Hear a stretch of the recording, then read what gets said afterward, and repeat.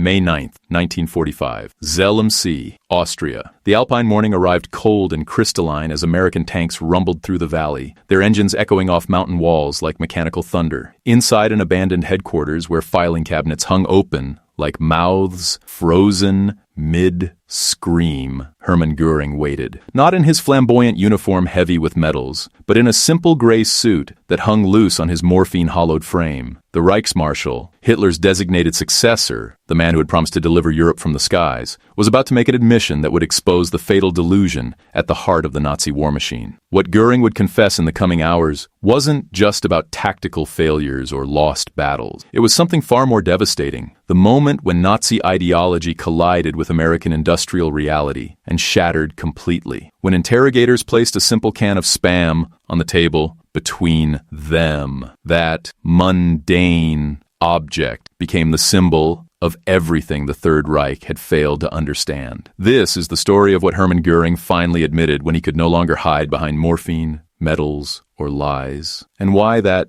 admission revealed a truth about power, abundance, and the mathematics of total war that resonates to this day. May 9th, 1945. Zell am See, Austria. The Alpine morning arrived cold and crystalline, sunlight splintering through pine forests that had stood silent, witness to the collapse of empires before. In the valley below, where mist still clung to the surface of a glacial lake, the remnants of Hermann Goring's once mighty Luftwaffe headquarters sat abandoned, filing cabinets hanging open like mouths frozen mid-scream. Documents scattered across marble floors like autumn leaves. The air smelled of burned paper, stale tobacco, and something else. The particular staleness of a place where power had evaporated overnight. Outside, the rumble of American tank engines grew louder, echoing off mountain walls. A mechanical thunder that announced the arrival of men who had crossed an ocean and a continent to reach this moment. Among the convoy of Patton's Third Army vehicles pulling into the compound, nobody spoke with particular excitement. By May 1945, Germany's surrender was a formality being executed in stages across a shattered landscape. These soldiers had seen too much. The skeletal prisoners at Buchenwald, the endless columns of refugees, the teenage German boys in oversized uniforms who had died defending ruins. Yet as intelligence officers stepped from their jeeps and surveyed the headquarters complex, they understood they were entering a place that held answers, not the coerced confessions of captured privates or the defiant silence of SS diehards, but something potentially more valuable, the administrative archaeology of how the world's most vaunted Air Force had been built, deployed, and ultimately destroyed. And somewhere in this compound, they had been told, was Herman Goring himself, not fleeing, not fighting, but waiting. The Reichsmarshal, Hitler's designated successor, the man who had promised to deliver Europe from the skies, reduced now to a prisoner in his own headquarters. What he would say in the coming hours, what he would finally admit when stripped of uniform, rank, and the narcotic haze that had sustained his delusions, would illuminate not just the tactical failures of the Luftwaffe, but the deeper psychological collapse of men who had convinced themselves that will alone could triumph over mathematics, that ideology could substitute for oil, and that terror could permanently replace competence. To understand what shattered in Herman Goring between 1940 and 1945, one must first understand what he had been at the apex. Not merely a Nazi, though he was, among Hitler's earliest and most devoted followers, but the regime's most flamboyant success story. A decorated World War I flying ace, Goring had commanded the legendary Richthofen Squadron after the Red Baron's death. When Germany's defeat came in 1918, he had not accepted it as other officers had, with bitter resignation. Instead, he had joined Hitler's fledgling movement, marching in the failed beer hall putsch, taking a bullet in the groin that would leave him dependent on morphine for life. By the 1930s, Goring had transformed himself into the public face of Nazi rearmament. While Hitler provided the messianic vision and Goebbels the propaganda, Goring delivered tangible power, the Luftwaffe. Under his command, Germany secretly violated the Versailles Treaty restrictions, building an air force that would shock the world with its modernity and scale. The Condor Legion's intervention in the Spanish Civil War became a proving ground, a laboratory where German pilots tested tactics and machines against live targets. When Goering's planes bombed Guernica in 1937, reducing the Basque town to rubble in 3 hours, the message to Europe was clear. Germany had weaponized the sky itself. Goering promised Hitler that air power would make the coming war swift and decisive. Poland would fall before its allies could mobilize. France would crumble under bombing and blitzkrieg. Britain,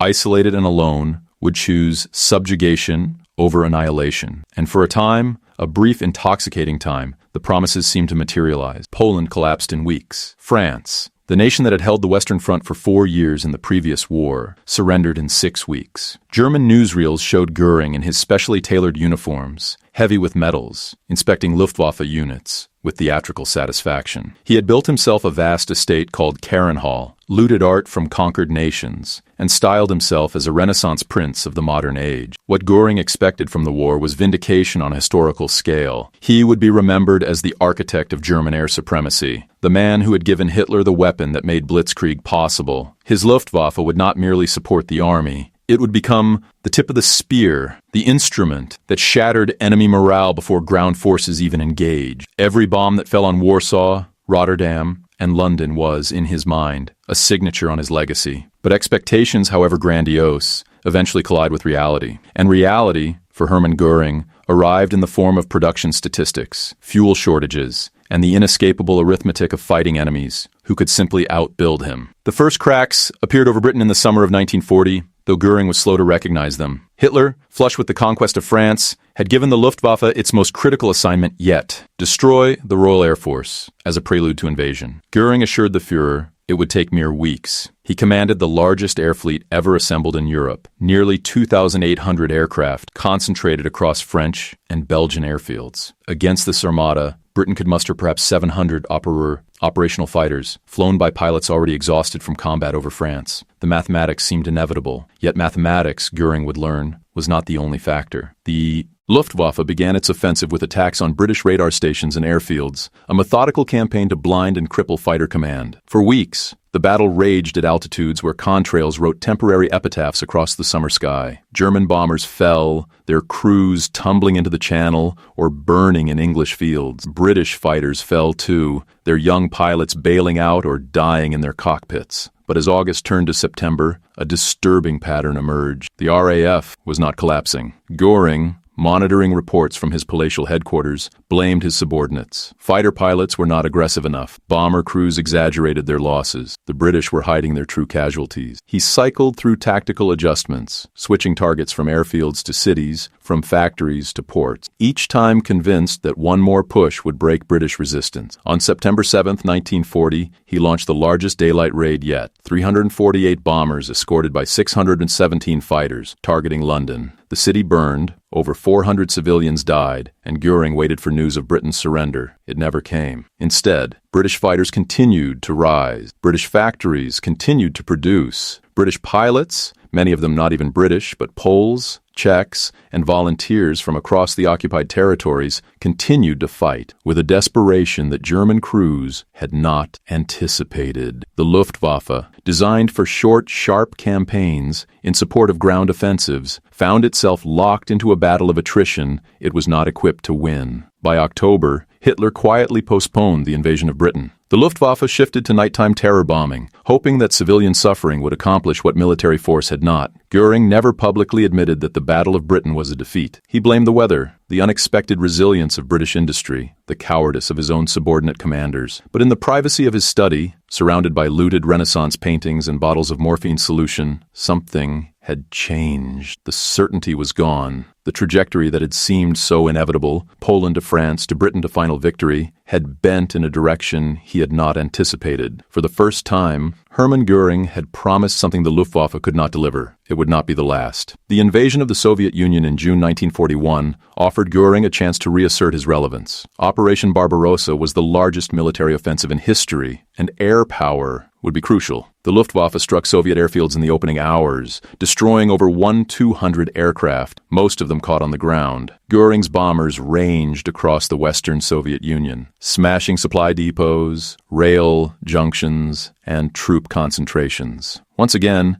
the early reports seemed to validate Nazi expectations. The Red Army was reeling, Soviet air defenses were collapsing, and Moscow itself would surely fall before winter. But the Soviet Union was not Poland or France. It was a continent disguised as a country, with resources and reserves that defied German calculations. As the Wehrmacht advanced deeper into Russia, the Luftwaffe found itself stretched across a front that eventually spanned over 1,800 miles. Airfields had to be improvised in captured territory, often nothing more than flattened fields that turned to mud with the first rain. Supply lines grew impossibly long, Aircraft that broke down could not be easily repaired for lack of spare parts. Pilots flew sortie after sortie, ground crews worked through exhaustion, and still, the Red Army did not disintegrate. By winter, Goring faced a crisis he had not planned for. His air force was wearing out, not destroyed in a single catastrophic battle, but ground down through continuous operations across impossible distances. German aircraft production, while impressive by European standards, could not keep pace with losses. Worse, the Luftwaffe was now fighting on multiple fronts, defending German airspace against the first British bomber raids, supporting Rommel in North Africa, propping up Italian forces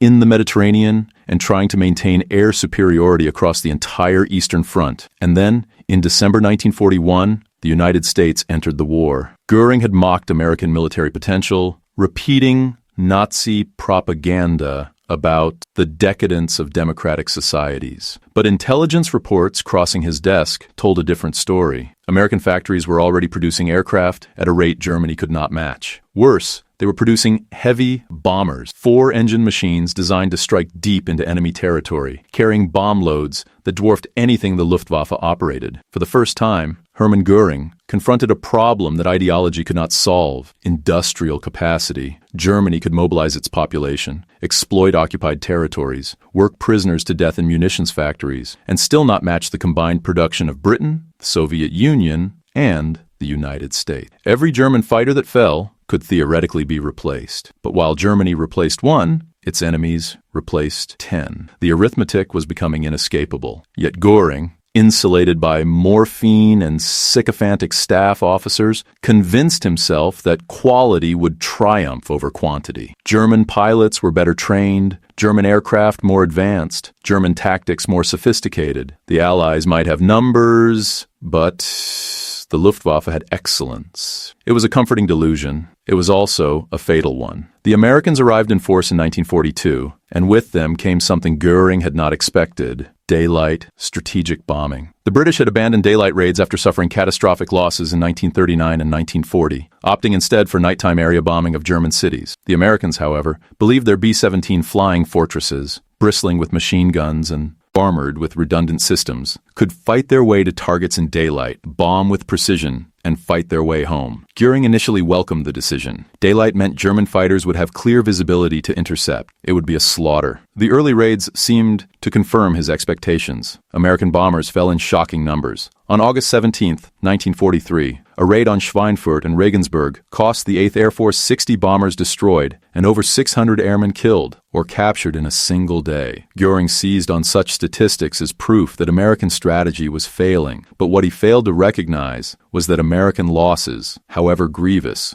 were sustainable. For every bomber shot down, 2 more rolled off assembly lines in Seattle, Wichita, and Fort Worth. For every airman killed, 3 more completed training in the vast pilot schools scattered across the American interior. The symbol of American abundance became unavoidable in 1944, not in any single dramatic moment, but in the cumulative weight of things. When German fighter pilots shot down American bombers and parachuting crews were captured, Luftwaffe interrogators were stunned by what the prisoners carried. Not just standard rations, but chocolate bars, cigarettes, chewing gum, coffee, luxuries that had vanished from Germany years ago. Captured American airmen spoke casually about steak dinners at their English bases, about heated barracks, about mail from home that arrived reliably. One Luftwaffe officer, interrogating a B-17 pilot in early 1944, noted in his report that the Americans seemed genuinely baffled by questions about food shortages, as though the concept of rationing was something he had only read about. German pilots, by contrast, were flying on synthetic fuel made from coal, eating ersatz bread, and watching their comrades burn because replacement aircraft arrived too slowly. The Luftwaffe was still technically capable of inflicting losses on Allied bomber streams. German fighters shot down over 4,000 American heavy bombers during the course of the war. But they could not stop the bombing. Every factory hit was a factory that produced fewer fighters. Every experienced pilot lost was replaced by a teenager with minimal training. Every gallon of aviation fuel burned in combat was 1 less gallon for the next mission. By mid-1944, the arithmetic had become catastrophic. The D-Day invasion brought overwhelming Allied air superiority to France. German pilots reported flying missions where they were outnumbered 10 or 20 to 1. Ground crews painted aircraft at night and hid them under trees during the day to avoid American fighter bombers that roamed at will. Goring, increasingly detached from operational realities, issued furious orders for counterattacks that could not be executed for lack of fuel. He blamed his pilots for cowardice, his engineers for sabotage, his subordinates for betraying his vision. He did not blame himself. The Me-262 jet fighter, which entered service in 1944, briefly rekindled Goring's delusions. Here was the technological wonder that would reverse the tide. A fighter so fast that Allied piston-engine aircraft could not catch it, so heavily armed that it could destroy bombers with a single pass. Goring envisioned fleets of jets sweeping American bombers from German skies, reasserting Luftwaffe dominance through sheer technical superiority. Hitler, in one of his increasingly erratic interventions, ordered many of the jets configured as bombers rather than fighters, squandering their potential in symbolic revenge attacks rather than strategic air defense. But even if every Me-262 had been used as a fighter, it would not have mattered. Germany did not have enough fuel to fly them consistently, did not have enough trained pilots to exploit their capabilities, and did not have enough time to produce them in decisive numbers. By early 1945, the Luftwaffe existed largely on paper. Goring still held his titles, still issued orders, still appeared in what remained of Nazi propaganda, but the organization he had built was a corpse that had not yet stopped twitching. Pilots flew their last missions, and then, finding no fuel for another sortie, walked away from their aircraft. Ground crews abandoned air bases ahead of Soviet or American advances, leaving behind planes that would never fly again. The great air fleets that had darkened the skies over Poland and France had been reduced to scattered squadrons, flying obsolete aircraft with inadequate fuel and no hope of reinforcement. Herman Goring retreated to his remaining estates, to his art collections, to his morphine. When Hitler, in the final days in the Berlin bunker, received a telegram from Goring asking permission to assume leadership of the Reich, the Führer exploded in rage, accusing his once trusted deputy of treason and stripping him of all ranks. Goring, by then too exhausted and drugged to mount a defense, simply moved south toward the Alps with a convoy of looted treasures, vaguely hoping to broker some kind of separate peace with the Western Allies. Instead, he found Patton's forces waiting. The interrogation did not begin with accusations. The American officers who first questioned Goring on May 9, 1945, treated him with a cold, professional courtesy that was somehow more unsettling than hostility would have been. They offered him a chair in what had been his own conference room. They offered him water, though not morphine. They placed a file on the table between them, Luftwaffe operational reports, fuel consumption logs, aircraft production statistics, and then they simply started asking questions. At first, Goring attempted the performance that had sustained him for so long. He spoke expansively about the technical innovations of the Luftwaffe, the courage of German pilots, the impossible strategic situation created by Germany fighting on multiple fronts. He deflected questions about atrocities by pivoting to discussions of military necessity. He portrayed himself as a professional warrior who had simply been outmatched by weight of numbers, but the Americans had done their homework. When Goring claimed that Allied bombing had not significantly impacted German production, they produced Luftwaffe logistics reports showing synthetic fuel plants operating at 15% capacity in early 1945. When he minimized the Battle of Britain, they quoted his own pre-war boasts about making London burn. When he blamed Hitler for strategic mistakes,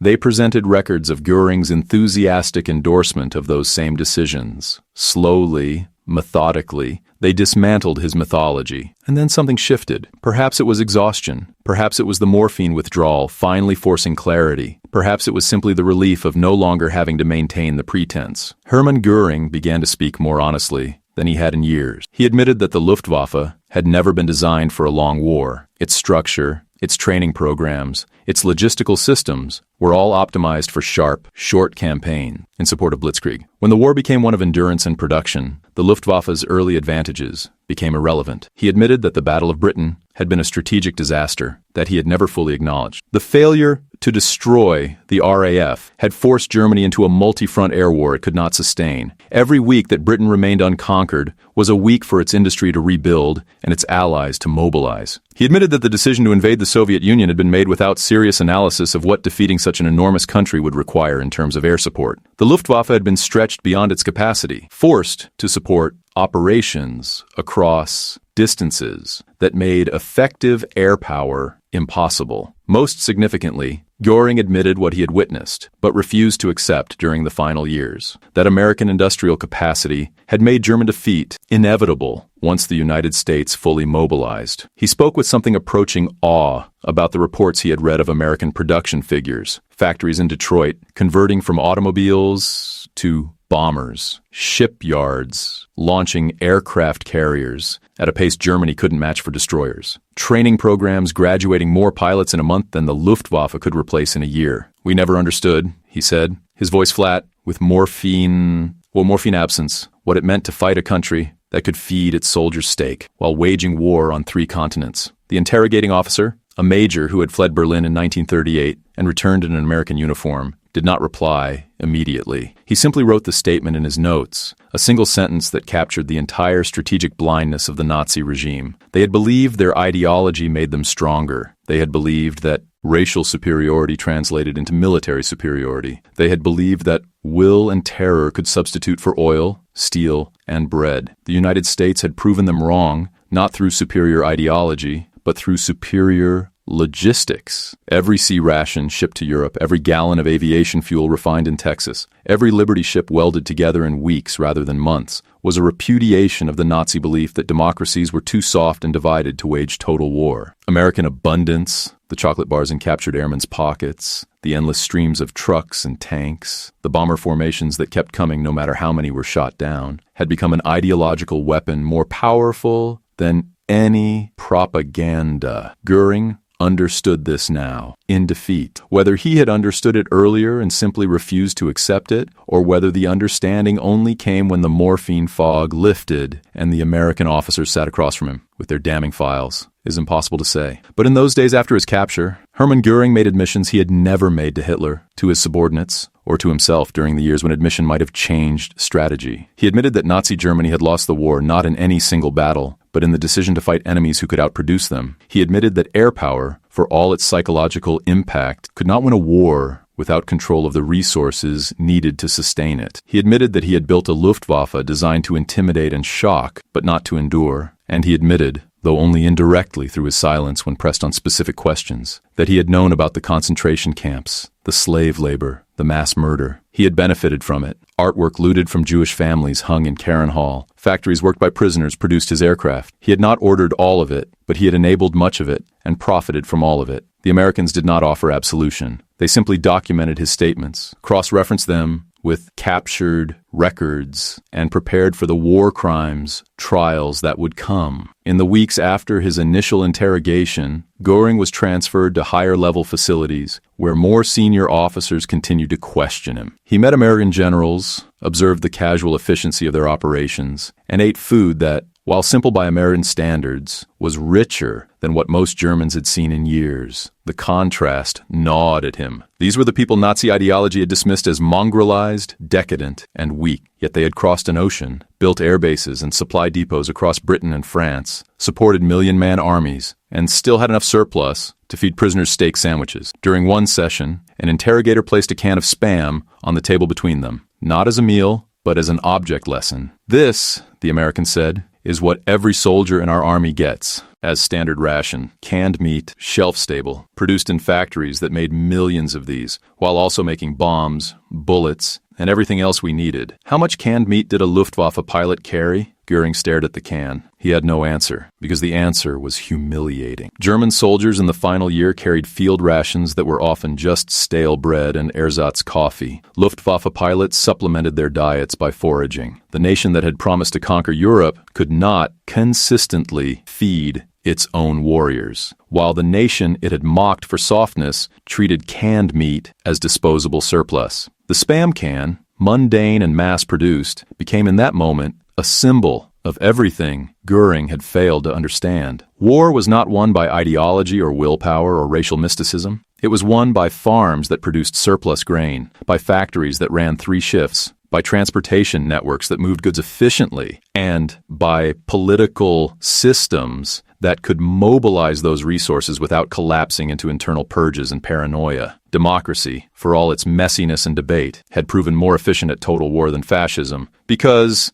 it could trust its citizens enough to disperse production, could tolerate dissent enough to allow honest reporting of problems, and could promise its soldiers that victory would return them to lives worth living. Goring had built an air force that looked magnificent in propaganda reels. The Americans had built an air force that could fly 1,000 bomber raids and then do it again the next day. Aesthetics had lost to logistics. Mythology had lost to mathematics. And Herman Goring, stripped of uniform and rank and delusion, had finally been forced to admit it. The Nuremberg trials began in November 1945, and Goring approached them with a flicker of his old, theatrical instinct. Here, at least, was a stage. He would defend not himself. He knew execution was inevitable, but the idea of Nazi Germany. He would argue that they had been patriots, that they had fought honorably, that their defeat was mere historical accident. For weeks, he performed this role with surprising effectiveness, cross-examining witnesses, mocking prosecutors, playing to the gallery as though he could still control the narrative. But the evidence was overwhelming. The prosecution presented documents in Goring's own handwriting, ordering the seizure of Jewish property, authorizing reprisal killings, prioritizing slave labor for aircraft production. They presented testimony from concentration camp survivors, from slave laborers who had built his planes, from occupied populations who had starved while German forces requisitioned their harvests. They presented the production statistics and fuel reports that proved the Luftwaffe's collapse had been inevitable once Germany chose to fight enemies with superior resources. Goring was convicted on all counts: conspiracy to wage aggressive war, crimes against peace, war crimes, and crimes against humanity. The tribunal sentenced him to death by hanging. In a final gesture of control, he managed to obtain a cyanide capsule, smuggled by a guard or hidden years earlier, the exact means never confirmed, and poisoned himself hours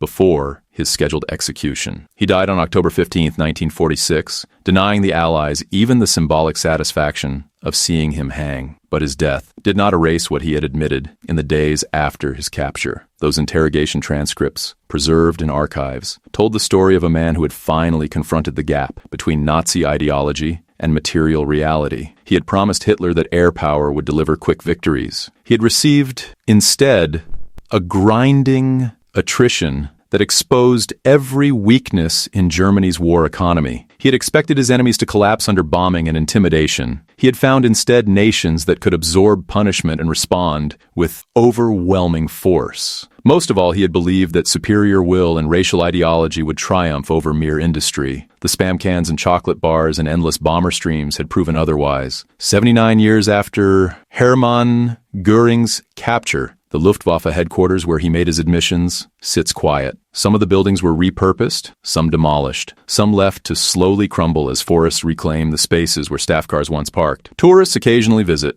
drawn by plaques and historical markers that explain what happened there in those final days of the European War. Few linger long. The site offers no dramatic architecture, no preserved bunkers frozen in time. It is simply a place where history concluded its business and moved on. But what Goring admitted in that place matters still, not because of what it tells us about him specifically. He was a war criminal justly convicted, but because of what it illuminates about the nature of power and delusion. The Nazi leadership convinced themselves that ideology could substitute for resources, that will could overcome mathematics, that terror could replace competence. They built impressive war machines and waged campaigns that shocked the world, but they fundamentally misunderstood the kind of war they had started. Total war between industrial nations is won in factories and farms as much as on battlefields. It requires not just initial aggression, but sustained production, not just tactical brilliance, but logistical depth, not just motivated soldiers, but the ability to feed,